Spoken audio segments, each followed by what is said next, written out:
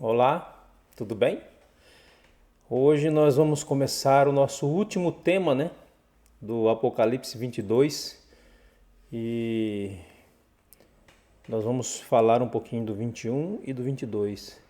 Mas é o nosso último tema, né, terminando a série de 18, né, 18 temas sobre o Apocalipse, falando sobre os 22 livros do Apocalipse. Então foi uma jornada em que nós entendemos, estudamos quão grande é o nosso Deus, como Ele conduz a humanidade, a história da humanidade, do jeito que Ele deseja que seja. E nós ficamos maravilhados, né, por tanto amor, tanto cuidado, tanto zelo que Ele tem conosco. Então, Ele, Cristo, né, Ele foi preparar lugar. Ele prometeu em João 14, 1 a 3, né, que não é para nós ficarmos preocupados, não se turbe o vosso coração, para a gente crer em Deus, crer também em Jesus, que na casa do nosso Pai há muitas moradas, né? Se não fosse assim, ele teria dito, porque ele vai preparar lugar, e para que onde ele estiver, estejamos nós também. Então ele foi preparar lugar. Então, e nós já aprendemos aqui que depois que fomos para o céu, se morarmos 1000 anos, nós voltaremos para essa terra. Vamos morar 1000 anos no céu com Deus. E esta terra será renovada, né, pelo fogo, que vai destruir Satanás, os anjos maus e todos os ímpios. E aqui será a eterna morada dos salvos. Essa é a nossa esperança, né? E na semana passada, né, no estudo passado, nós estudamos um pouquinho sobre a Cidade Santa, né? Mas o que a Bíblia revela sobre a nova terra? Uma vez terminado o milênio, como será a vida nessa nova terra? Alguns detalhes nós iremos conhecer hoje. No estudo passado, né, nós abrimos o Apocalipse nos capítulos 21 e 22 e falamos um pouquinho a respeito da Nova Jerusalém. Mas nós vamos vislumbrar, nós vamos estar lá, nós vamos passar, nós vamos andar nas ruas da Nova Jerusalém. Mas para isso nós precisamos crer e querer estar. Então, antes de nós começarmos a ler a palavra de Deus, eu peço que você feche seus olhos, vamos orar a Deus, pedindo a presença dEle com você e comigo aqui, para que nós possamos entender plenamente o que Ele deseja para nós. Feche seus olhos. Pai, estamos finalizando esse estudo do Apocalipse e te damos glória, te damos honra, porque o Senhor é digno. O Senhor é, como diz a palavra, o Senhor é amor.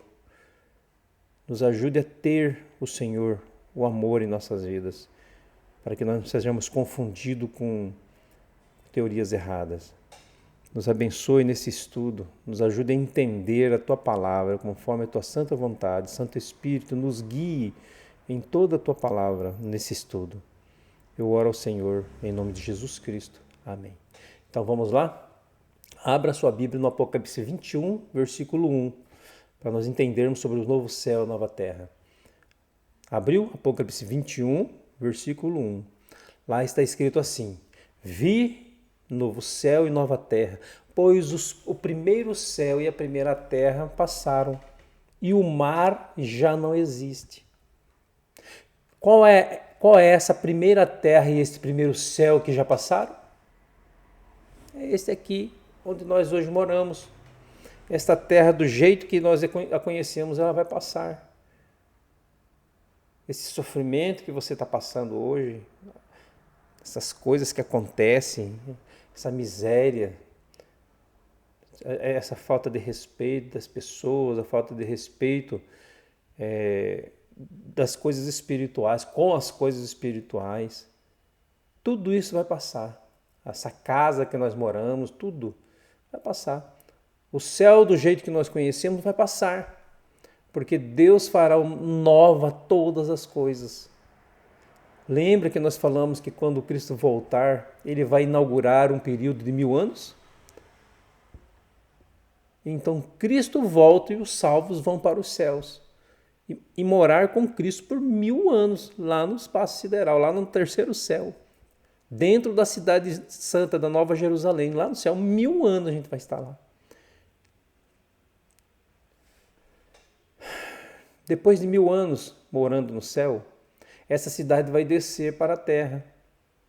como nós já vimos também, os ímpios vão ressuscitar depois dos 1000 anos. E quando Satanás, mais uma vez, convencê-los de que eles podem invadir a cidade santa, eles vão tentar atacar Deus, aí Deus mandará fogo dos céus e vai destruir para sempre o mal. O mesmo fogo que destrói o mal vai purificar o planeta Terra. E então esta terra que hoje nós moramos, uma vez renovada, será a eterna morada dos salvos. O que a Bíblia fala a respeito desse assunto? Essa terra que será a eterna morada dos salvos. Quais são os detalhes que nós podemos conhecer que Deus já revelou para nós? Eu queria convidar você para irmos para o livro do profeta Isaías.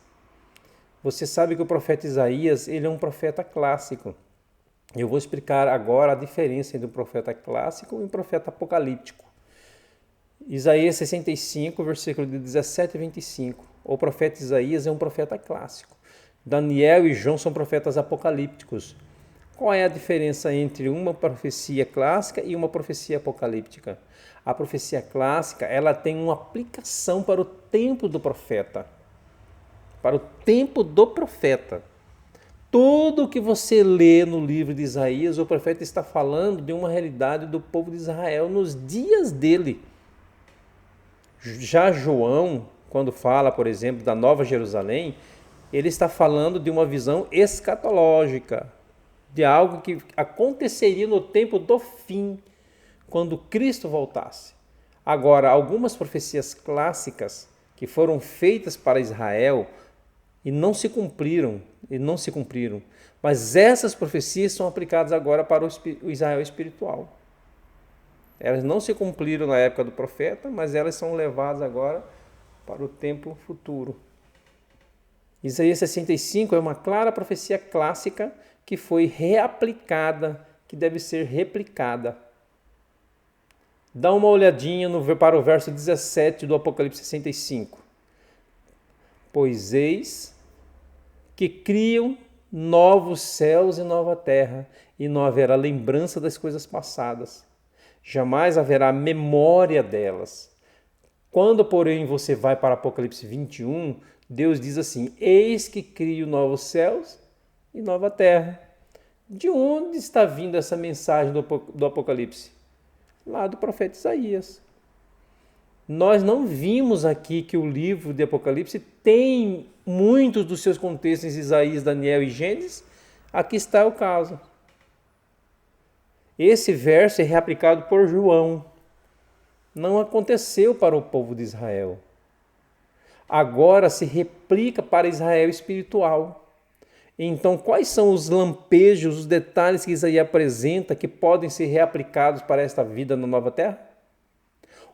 Olha para o verso 17 de Isaías 65. Depois nós vamos dando uma olhada no 19 também. Mas vós folgareis, exultareis perpetuamente do que eu crio. Porque eis que crio para Jerusalém alegria e para o seu povo regozijo. Agora olha o verso 19. Exultarei por causa de Jerusalém e me alegrarei no meu povo. E nunca mais se ouvirá nela nem voz de choro, nem de clamor. O que Apocalipse 21, versículo 4 diz? Nunca mais haverá choro, nem pranto, nem luto, nem dor. E ele está ecoando a profecia de Isaías. Olha o verso 20 do Isaías 65. Não havia mais nela crianças para viver poucos dias, nem velho que não cumpra os seus, porque morrer aos 100 anos é morrer ainda jovem. E quem pecar só aos 100 não será amaldiçoado. O que quer dizer essa palavra, morrer aos 100 e morrer ainda jovem?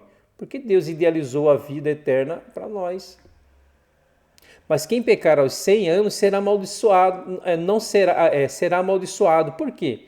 Porque quem morre aos 100 anos, a morte é o salário do pecado. Então Isaías está falando do povo de Israel que teria uma terra que emana leite e mel. Haveria alegria, prosperidade, mas certamente um dia eles morreriam. Porque isso é o quê? Isso é natural. E o pecado é o quê? Segundo a palavra nos ensina. Não é o salário da morte? Não é o salário do pecado? É o salário, é a morte, o salário do pecado. O pecado não exige a morte. Então, por isso essa expressão. Quem morrer aos 100 anos será amaldiçoado.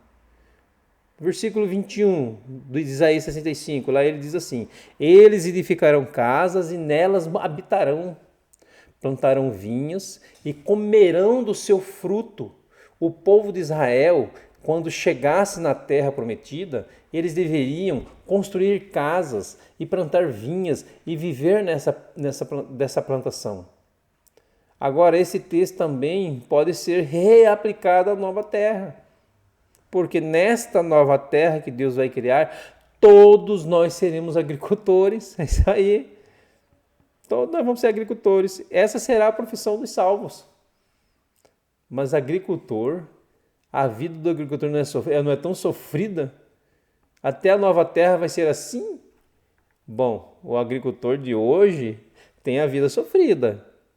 Mas não é assim, ou não será assim no céu.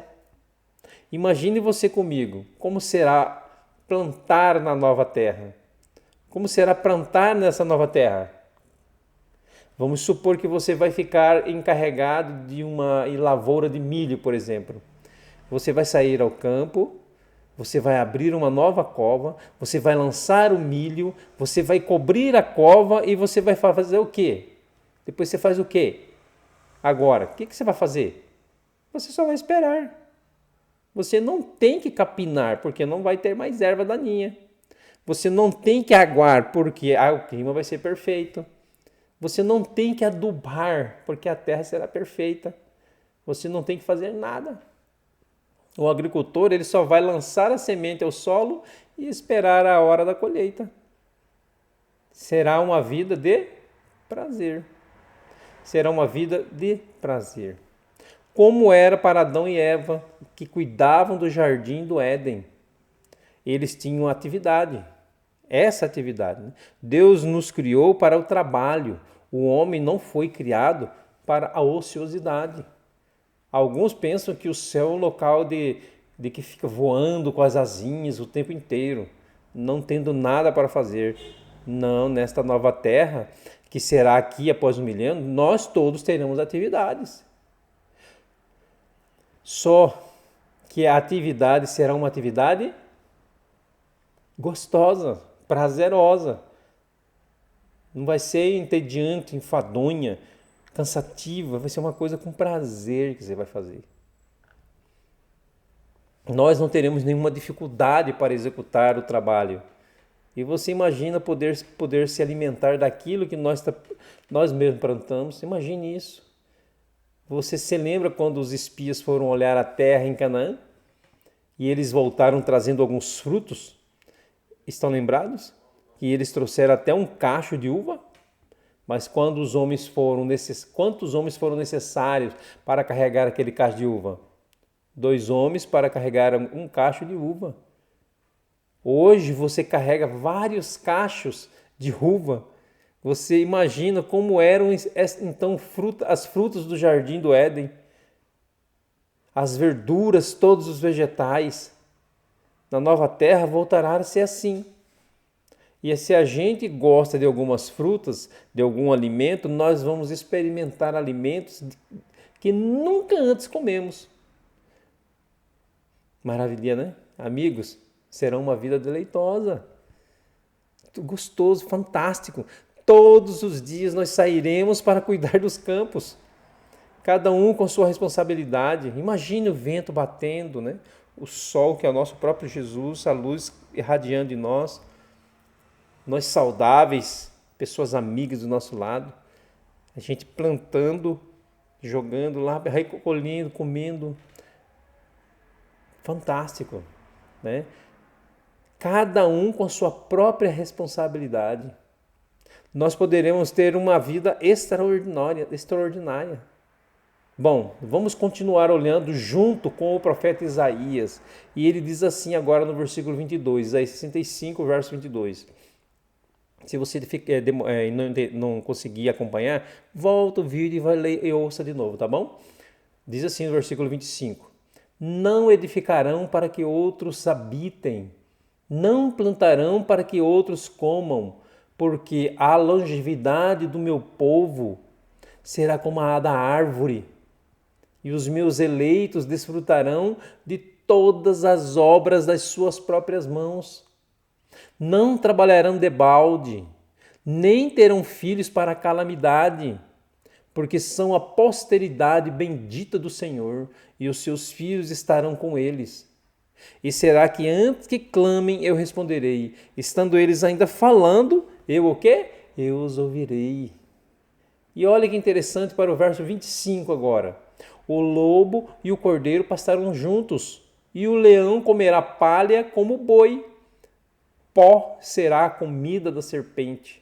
Não farão mal nem dano algum em todo o meu santo monte, diz o Senhor dos Exércitos. Que visão extraordinária! É aqui um detalhe interessante que o profeta nos apresenta. Os animais eles voltarão a ser pacíficos. Você já imaginou a possibilidade de interagir com os animais? De andar, dar uma volta com o leão? De poder se relacionar com eles? Outro detalhe que Isaías fornece: os animais voltarão a ser o quê? Herbívoros, vegetarianos, assim como era na criação. Deus não criou nenhum animal carnívoro, não havia essa cadeia alimentar. Todos os animais eram herbívoros e eles conviviam em perfeita harmonia. E isso voltará a acontecer. E eu fico imaginando como será o céu. E eu fico pensando assim, as criancinhas brincando com o leão. Isso não é possível hoje, mas voltará a ser possível, como era no Jardim do Éden. Você já imaginou a beleza da criação? E nós vamos estar envolvidos nessas atividades. Sabe como é o que mais acontecerá? Nós viveremos como família. Cristo mesmo estará conosco. Ele vai nos levar às águas tranquilas. Ele vai nos apacentar como um bom pastor. E em família estaremos reunidos por toda a eternidade. Não te dá às vezes nostalgia de alguns momentos em família que a gente tem? A família, por exemplo, todos os natais se reúne, toda a família, num só local e passam o dia 25, né, que comemora o Natal, todos juntos. Esse momento é muito especial para as famílias. Todo ano isso é tradição. E que momentos agradáveis passam juntos com todos os parentes, todos os familiares. Ali estão os irmãos, os sobrinhos, os primos. Ali estão toda a família se relacionando. Mas de repente essa alegria não tem o mesmo brilho mais. Porque quando a gente se reúne, hoje não tem mais lá, por exemplo, a minha mãe, o meu pai, o seu parente, seu pai, sua mãe, seus irmãos faleceram. Lá não está mais o meu pai, o seu pai. Nunca mais vai ser a mesma coisa. Nunca mais. Enquanto havia toda a família principal viva, era um sentimento fantástico. Agora a gente se reúne, todo mundo se lembra. Está faltando o irmão. Está faltando o pai, a mãe. Você percebe que mesmo os momentos mais felizes nessa terra, eles ainda são destituídos da alegria plena e completa? Deus está idealizando isso. Eis os momentos mais felizes que você pode imaginar, que você já viveu em família, serão uma realidade cotidiana nessa nova terra. Pensa no momento mais feliz da tua vida que você já viveu com sua família. Essa alegria vai ser um cotidiano nessa terra. Nós vamos nos conhecer, nós vamos conversar sobre a experiência que nós vivemos, nós vamos nos relacionar. A gente vai ter alegria de estar com aquele ente querido que a gente gostava e que a gente confia e colocava a cabeça para ficar perto dessa pessoa. E certamente vamos nos lembrar de datas como essa, de eventos como estes, que nós estivemos reunidos passando um tempo juntos. O céu reserva surpresas que nós jamais imaginamos. O que mais nós podemos pensar é sonhar? O que mais nós podemos pensar e sonhar? Nós estamos para sempre na presença de Jesus. Isso que chama a nossa atenção. Você certamente tem um personagem bíblico de preferência, não?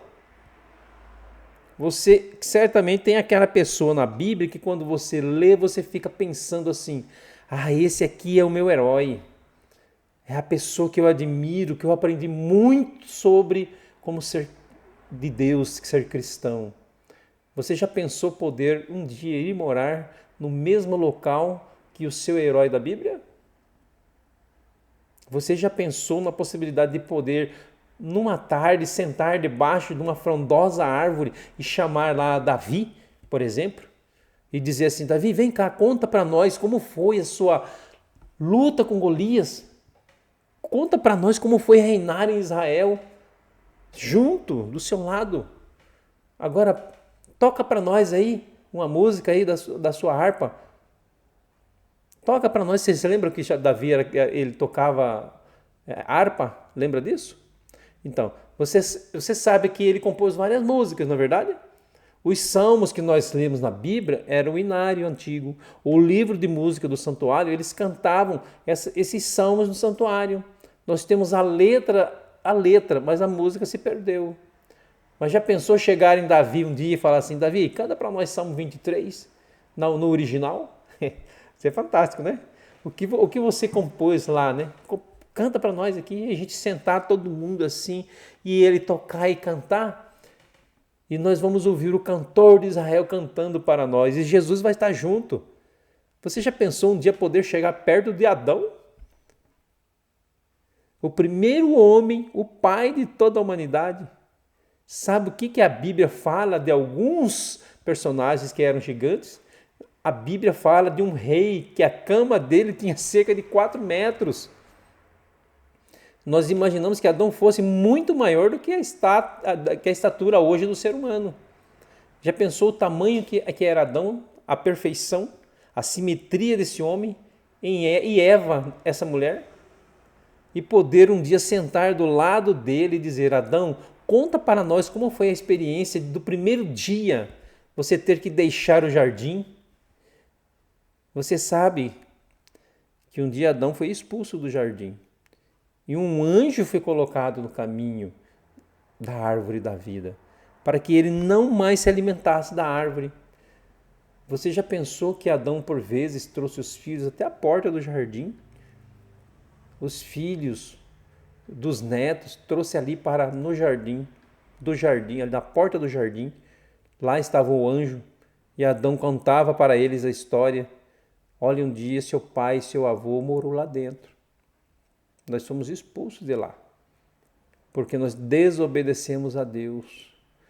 Você tem que amar a Deus, não podemos desobedecer. Imagina o pai contando essas histórias para o filho. Amigos, o céu e a nova terra serão um local de realidades jamais imaginadas. E nós podemos sonhar com tudo isso, porque a palavra de Deus diz que é real. Agora você pode ter o seu personagem preferido, pode querer encontrar com qualquer pessoa. Agora nada vai substituir o prazer de estar na presença, sabe de quem? De Jesus, nosso Salvador. Poder chegar perto dele e agradecer por tudo que ele fez por nós, por tudo que ele sofreu, por tudo que ele passou. Você sabe que da Trindade, Jesus é o único que para sempre será Deus homem? Ele nunca mais deixará de ser homem. Quando Cristo se encarnou, esse foi o preço que ele teve que pagar. Ele para sempre será também um homem, Deus homem. Jesus nunca mais deixará de ser homem. E ele pode entender perfeitamente a todos nós. Você acha que não devemos nos aproximar dele com reverência e dizer obrigado por tudo que você fez? Por se tornar um homem por assumir a nossa culpa, pagar o nosso pecado. Sabe que ao pensarmos nessa nova terra, existem várias promessas sobre o céu que chamam a nossa atenção. Mas eu quero partilhar com vocês Apocalipse 21, uma das promessas que, na minha visão, é uma das promessas mais preciosas que existe. Versículo 4, Apocalipse 21, versículo 4. Olha só, que linda promessa nos faz aí a palavra de Deus. Ele enxugará dos olhos toda lágrima. E a morte já não existirá, já não haverá luto, nem pranto, nem dor, porque as primeiras coisas passaram. Esse verso assume um significado diferente depois que você perde alguém que você muito ama. Antes de você perder alguém que muito ama, esse verso pode ter um significado mais simples. Mas depois que você perde alguém que você muito ama, essas palavras, elas soam de uma forma totalmente diferente. Deus está prometendo aqui enxugar dos nossos olhos toda lágrima e a morte já não mais existirá. O ser humano, quando nasce, ele já nasce caminhando para a morte, porque nós somos seres finitos. Vamos viver aí 80, 90 anos, na melhor das hipóteses 100 anos. Mas quando passasse dessa idade, é uma vida de canseira, de enfado, diz a própria Bíblia. Mas imagina que Deus está prometendo aqui enxugar os nossos olhos toda lágrima, ou seja, nunca mais uma lágrima vai rolar na nossa face. Não é extraordinária essa promessa? Não é extraordinário o fato de que Deus está prometendo de que a morte já não existirá? Todos os dias nos acompanhamos as pessoas morrendo. A gente até começa a ficar meio insensível diante de tantas tragédias que a mídia coloca para as pessoas. Todos os dias morrem pessoas. E eu fico pensando que Deus está com um dia marcado para que isso tudo tenha seu fim. Recentemente saiu na mídia uma história muito trágica. Mês de janeiro de 2015, a mídia divulgou. Um pai escreveu um bilhete para a esposa, ou ex-esposa, né? Ele dizia: hoje, dia 24 de 1 de 2015, será o último dia que você verá os seus filhos e seu marido. E eu fico imaginando nesse homem, quando ele escreveu esse bilhete, hoje será o último dia. Ele estava se despedindo da ex-esposa, uma contenda entre família, e ele, movido, quem sabe, de um espírito de vingança, quis provocar na esposa uma dor. O que aconteceu? Ele pegou seus 4 filhos pequenos, colocou dentro do carro e foi para a autopista. E bateu de frente com o caminhão intencionalmente. Todos morreram. A cidade de Braslândia ficou comovida com a história. E nessa cidade de Braslândia colocaram-se os caixões dos pequenininhos. João Pedro, Luciano, Tainá e Marcos e Eduardo. Eu fico pensando, que culpa tinham essas crianças? Que culpa tinham essas crianças? Pela briga dos pais? Culpa nenhuma. Esse é o mundo que nós estamos vivendo. Todos os dias histórias acontecem assim. E é por isso que as promessas do Apocalipse, elas devem nos encher de esperança. Porque está chegando o dia do mal ter fim. Está chegando o dia. O mal está com seus dias contados. E eu e você temos uma festa para celebrar ao Senhor nesta nova Jerusalém. O mundo do jeito que está aqui não é o nosso lugar. Nós temos que voltar para a nossa casa. Estudo passado nós descobrimos de que para voltar para essa casa é preciso fazer 2 coisas. Aceitar a justiça de Cristo e lavar as nossas vestes no sangue do Cordeiro. E passar pelo quê? Pelo batismo. Muitos já tomaram essa decisão pelo batismo. Quer você se preparar para essa nova terra? Se encontrar com aquela pessoa que você ama e que dorme no Senhor?